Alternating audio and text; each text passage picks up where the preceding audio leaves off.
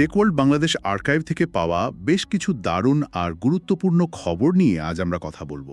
চলুন তাহলে শুরু করা যাক নিয়ন্ত্রণের জগৎ দিয়ে। ভারতে ১৬ বছরের কম বয়সীদের জন্য সোশ্যাল মিডিয়া ব্যবহার সীমিত করার একটা প্রস্তাব আনা হয়েছে। খবরটা শুনতে যতটা সহজ মনে হচ্ছে, এর ভেতরের দিকটা কিন্তু বেশ জটিল। অবশ্যই এই প্রস্তাবটা আসলে বিশ্বজুড়ে যে একটা বড় বিতর্ক চলছে তারই একটা প্রতিচ্ছবি। প্রায় সব দেশেই তো এখন এই আলোচনাটা হচ্ছে, তাই না? হ্যাঁ, ডিজিটাল জগতে আমাদের সন্তানদের কতটা স্বাধীনতা দেওয়া উচিত আর কতটা নয়, এর পেছনের কারণগুলোও বেশ পরিচিত।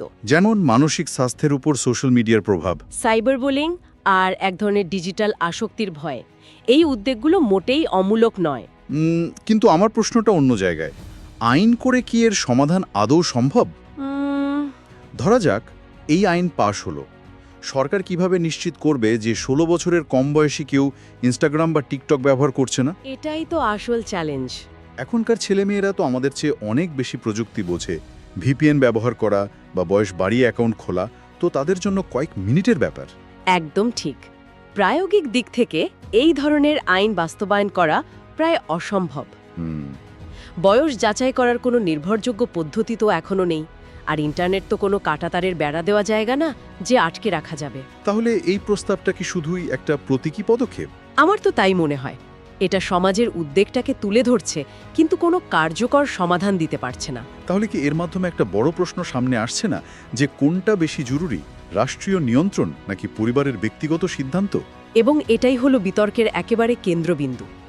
একদিকে রাষ্ট্র মনে করে নাগরিকদের সুরক্ষা দেওয়া তার দায়িত্ব, বিশেষ করে শিশুদের। অন্যদিকে একটা বড় অংশ মনে করে যে সন্তান কি ব্যবহার করবে বা করবে না, এই সিদ্ধান্ত নেওয়ার অধিকারটা পুরোপুরি পরিবারের। ঠিক, প্রতিটি পরিবারের পরিস্থিতি, বোঝাপড়া এবং মূল্যবোধ ভিন্ন। তাই রাষ্ট্রের সবার জন্য এক নিয়ম বেঁধে দেওয়াটা কতটা যৌক্তিক তা নিয়ে প্রশ্ন থেকেই যায়।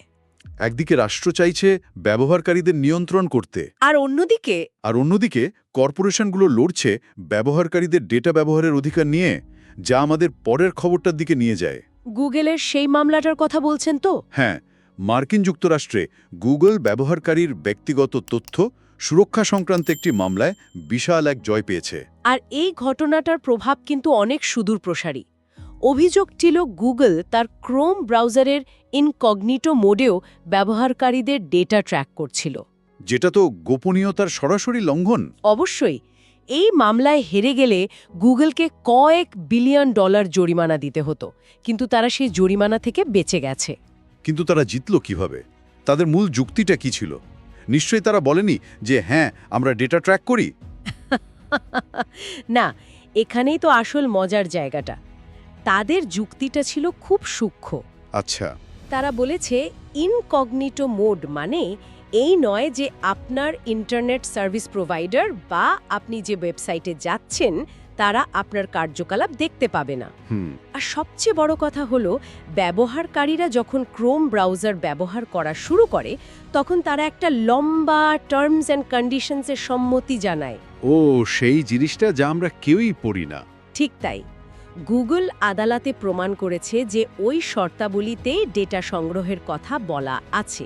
তার মানে এই রায়টা ডেটা প্রাইভেসি আইনের একটা বড় ফাঁকফোকরকে সামনে নিয়ে আসছে। একদম।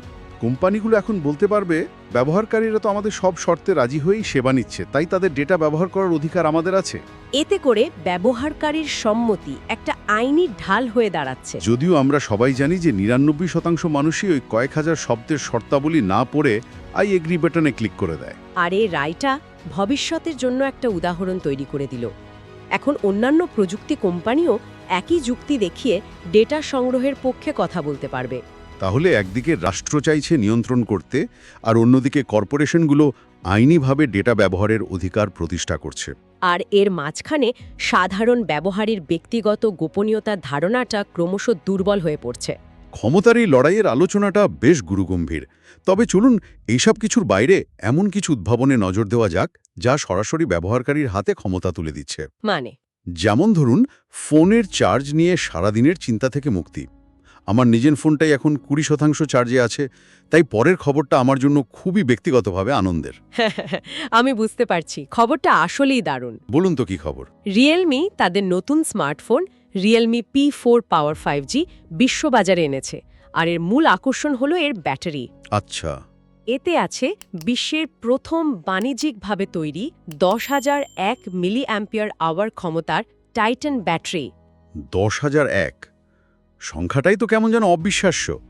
আমরা তো সাধারণত 4,000 বা 5,000 mAh ব্যাটারি দেখেই অভ্যস্ত। ঠিক। কিন্তু আমার একটা প্রশ্ন আছে, এত বড় ব্যাটারি মানে কি ফোনটাও একটা ইটের মতো ভারী হবে, বা চার্জ হতে সারাদিন লেগে যাবে? মানে এটা কি আদৌ ব্যবহারিক? খুব ভালো প্রশ্ন। অবশ্যই কিছু ট্রেড অফ আছে। ফোনটি সাধারণ ফোনের চেয়ে কিছুটা ভারী এবং মোটা হবে। হুম। আর স্বাভাবিকভাবেই এত বড় ব্যাটারি চার্জ হতেও বেশি সময় লাগবে যদি না এর সাথে অত্যন্ত দ্রুত গতির চার্জিং প্রযুক্তি থাকে। তাহলে সুবিধাটা কি? এখানে মূল বিষয়টা হলো প্রযুক্তির সম্ভাবনার দিকটা দেখানো।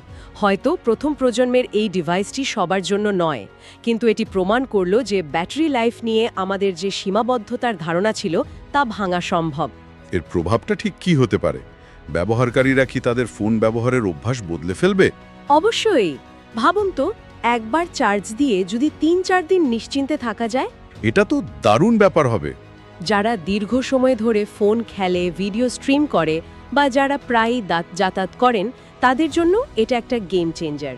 ফোন চার্জ দেওয়ার উদ্বেগ কমলে তো ডিজিটাল কন্টেন্ট ব্যবহারের পরিমাণও বাড়বে।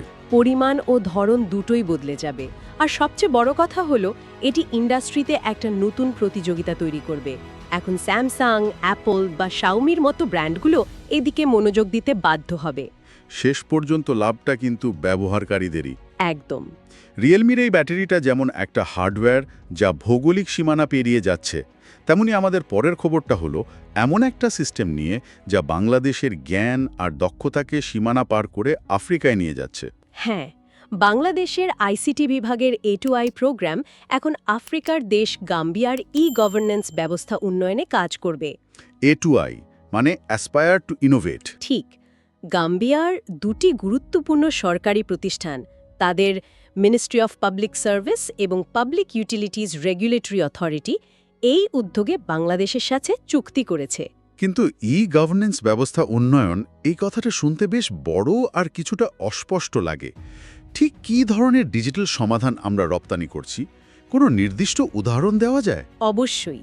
যেমন ধরুন বাংলাদেশের এক-পে পেমেন্ট গেটওয়ে, আচ্ছা। যা দিয়ে যে কোনো মোবাইল ব্যাংকিং বা কার্ড থেকে সরকারি সেবার বিল দেওয়া যায়। অথবা আমাদের ইউনিয়ন ডিজিটাল সেন্টারের মডেল, যেখানে একজন উদ্যোক্তা গ্রামের মানুষকে প্রায় সব ধরনের ডিজিটাল সেবা পৌঁছে দিচ্ছে। একদম। গাম্বিয়ার মতো একটি দেশের জন্য যারা তাদের সরকারি সেবাগুলোকে ডিজিটাল করতে চাইছে, আমাদের এই পরীক্ষিত এবং সফল মডেলগুলো খুবই মূল্যবান। তাদের নতুন করে সবকিছু শূন্য থেকে তৈরি করতে হচ্ছে না। তার মানে এটা এক ধরনের সাউথ সাউথ কোঅপারেশন বা দক্ষিণ দক্ষিণ সহযোগিতার উদাহরণ। ঠিক তাই। যেখানে উন্নয়নশীল দেশগুলো একে অপরের অভিজ্ঞতা এবং প্রযুক্তি ভাগ করে নিচ্ছে। এই ঘটনাটির প্রতীকী গুরুত্ব তো অনেক। অনেক। এটি প্রমাণ করে বাংলাদেশ এখন শুধু প্রযুক্তি গ্রহণকারী বা ব্যবহারকারী দেশ নয়, বরং আমরা প্রযুক্তিগত জ্ঞান ও সমাধান তৈরিতে এবং তা রপ্তানি করতেও সক্ষম। বিশ্বমঞ্চে এটা আমাদের পরিচিতি বদলে দিচ্ছে। আমরা এখন আর শুধু তৈরি পোশাক বা জনশক্তি রপ্তানিকারক দেশ নই, আমরা ডিজিটাল নলেজ এবং ইনোভেশনও রপ্তানি করছি। রিয়েলমির ব্যাটারি যেমন পণ্যের বিশ্বায়ন, A2I এর এই উদ্যোগ হলো জ্ঞানের বিশ্বায়ন। তাহলে একদিকে যেমন যুগান্তকারী হার্ডওয়্যার তৈরি হচ্ছে, যা দিয়ে মানুষ আরও বেশি ডিজিটাল কন্টেন্ট ব্যবহার করবে, অন্যদিকে বাংলাদেশ নিজেই ডিজিটাল সিস্টেম তৈরি করে বিদেশে রপ্তানি করছে। এই দুটো মিলিয়ে দেশে একটা নতুন ডিজিটাল সংস্কৃতির জন্ম দিচ্ছে। আর এর সবচেয়ে বড় প্রমাণ হলো আমাদের শেষ খবরটি। ঠিক। সম্প্রতি শেষ হওয়া ডিজিটাল ডিভাইস ও ইনোভেশন এক্সপো 2026-এ দেশের সবচেয়ে বড় মেগা ই-স্পোর্টস প্রতিযোগিতার আয়োজন করা হয়েছিল। ও হ্যাঁ, 4 দিনের এই আয়োজনে বিজয়ীদের জন্য প্রায় 4 লাখ টাকার পুরস্কার ছিল। আমার স্পষ্ট মনে আছে, ছোটবেলায় ভিডিও গেম খেললে বাসা থেকে বলা হতো, এসব করে কি হবে, পড়াশোনা গোল্লায় যাবে। হ্যাঁ, এটা তো আমাদের সবারই অভিজ্ঞতা। আর এখন সেই গেম খেলেই তরুণরা লাখ টাকা পুরস্কার জিতছে, এটাকে ক্যারিয়ার হিসেবে নিচ্ছে। সময়টা কত দ্রুত বদলে গেছে। এই পরিবর্তনটাই লক্ষ্য করার মতো। একটা সময় যা ছিল নিছক শখ বা সময় কাটানোর উপায়, তা এখন বাংলাদেশে একটা প্রাতিষ্ঠানিক এবং বাণিজ্যিক রূপ পেয়েছে।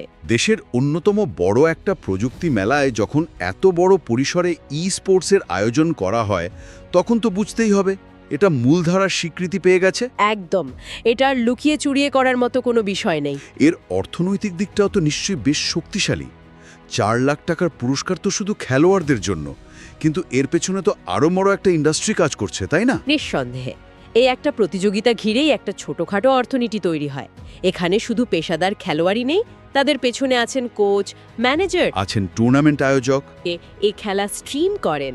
মানে একটা পুরো ইকোসিস্টেম। ঠিক, এই পুরো ইকোসিস্টেমটা তরুণদের জন্য সম্পূর্ণ নতুন ধরনের ক্যারিয়ারের সুযোগ তৈরি করছে, যা 5-10 বছর আগেও ছিল অকল্পনীয়। তার মানে রিয়েলমির শক্তিশালী ব্যাটারি যেমন গেমিংকে আরও সহজলভ্য করছে, তেমনি এই ধরনের প্রতিযোগিতা সেই গেমিং সংস্কৃতিকে একটা পেশাদার ও অর্থনৈতিক কাঠামো দিচ্ছে। আর A2I এর মতো উদ্যোগগুলো দেশের প্রযুক্তিগত সক্ষমতার জানান দিচ্ছে। সবকিছুই যেন এক সুতোয় বাঁধা। একদম, প্রযুক্তি হার্ডওয়্যার তৈরি করছে, সেই হার্ডওয়্যার নতুন ধরনের ব্যবহার তৈরি করছে, আর সেই ব্যবহার জন্ম দিচ্ছে নতুন সংস্কৃতি এবং অর্থনীতির। এটাই হলো প্রযুক্তির সামাজিক বিবর্তনের প্রক্রিয়া, যা আমরা চোখের সামনে ঘটতে দেখছি। আজকের আলোচনাটা এক কথায় অসাধারণ। আমরা শুরু করেছিলাম নিয়ন্ত্রণ আর গোপনীয়তার মতো জটিল নীতিগত বিষয় দিয়ে। দেখলাম ভারতের সরকার আর মার্কিন যুক্তরাষ্ট্রের কর্পোরেশনগুলো দুই পক্ষই প্রযুক্তিকে ব্যবহার করে নিজেদের ক্ষমতা প্রতিষ্ঠা করতে চাইছে। কিন্তু এর পাশাপাশি আমরা উদ্ভাবনের শক্তিও দেখলাম। রিয়েলমির একটি ব্যাটারি যেমন ব্যবহারকারীর দৈনন্দিন উদ্বেগ দূর করার ক্ষমতা রাখে, তেমনি বাংলাদেশের A2I এর একটি সিস্টেম গাম্বিয়ার মতো একটি দেশের নাগরিকদের জীবনকে সহজ করে তুলতে পারে। ঠিক, এবং সবশেষে এই সব কিছুর ফলে জন্ম নেওয়া নতুন ডিজিটাল সংস্কৃতি যেমন স্পোর্টস, যা বাংলাদেশের শুধু বিনোদন নয়, একটি নতুন অর্থনৈতিক সম্ভাবনা হিসেবেও উঠে আসছে। প্রযুক্তি কোনো একমুখী রাস্তা নয়, এর প্রভাব বহুমাত্রিক এবং প্রায়শই অপ্রত্যাশিত। আজকের এই সবগুলো খবর আসলে একই ছবির ভিন্ন ভিন্ন অংশ। প্রযুক্তি একদিকে যেমন আমাদের জীবনকে সহজ করছে, উদ্ভাবনের নতুন দরজা খুলে দিচ্ছে, তেমনি তৈরি করছে নিয়ন্ত্রণ, গোপনীয়তা এবং ক্ষমতার ভারসাম্যের মতো নতুন নতুন চ্যালেঞ্জ। তাহলে ভবিষ্যতের সবচেয়ে বড় প্রশ্নটা কি? হয়তো ভবিষ্যতের সবচেয়ে বড় প্রশ্ন এটা নয় যে প্রযুক্তি কি করতে পারে, বরং প্রশ্নটা হলো একটি সমাজ হিসেবে আমরা প্রযুক্তির এই বিশাল শক্তিকে কোন পথে চালিত করতে চাই। আমরা কি একে নিয়ন্ত্রণের হাতিয়ার হিসেবে ব্যবহার করব, নাকি মানুষের ক্ষমতায়নের মাধ্যম হিসেবে? এই প্রশ্নটা আমাদের সবাইকে ভাবতে হবে।